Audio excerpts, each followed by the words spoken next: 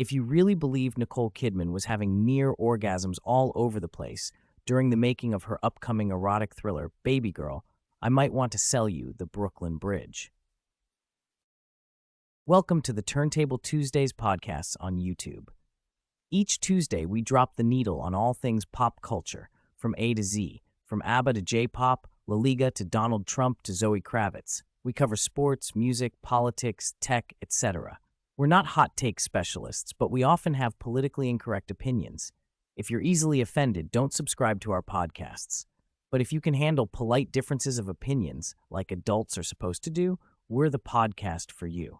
And hey, we want to do it in less than 10 minutes. So listen with open ears, like, share, and subscribe.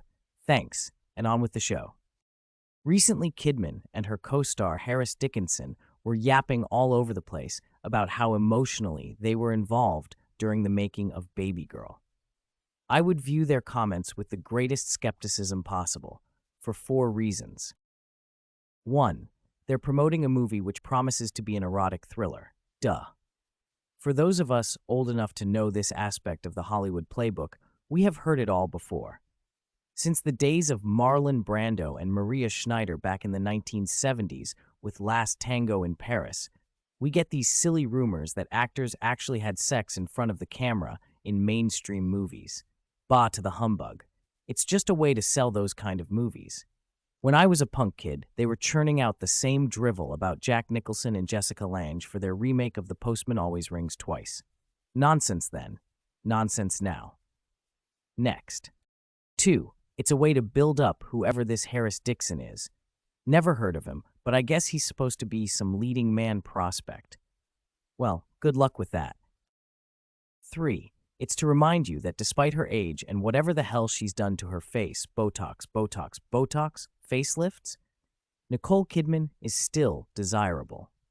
We're supposed to pat her on the back because she's appearing in some December-May twist on 50 Shades of Grey and not ask any questions about the plaster cast, which is now her face.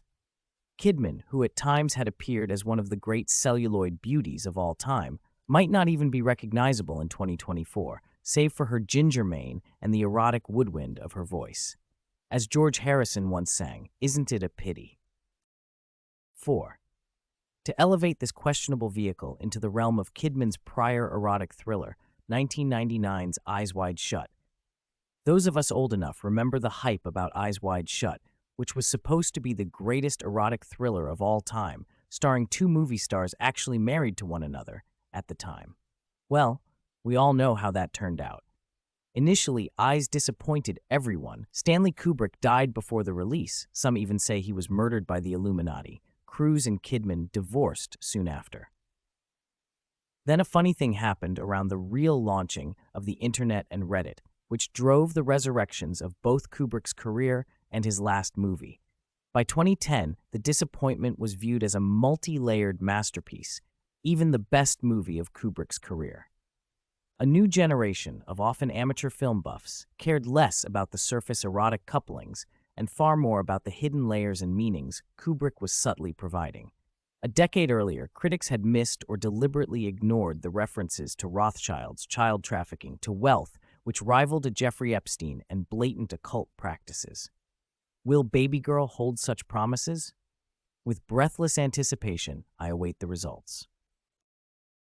But what do you think? Leave your comments down below, subscribe, and feel free to share this across your social media.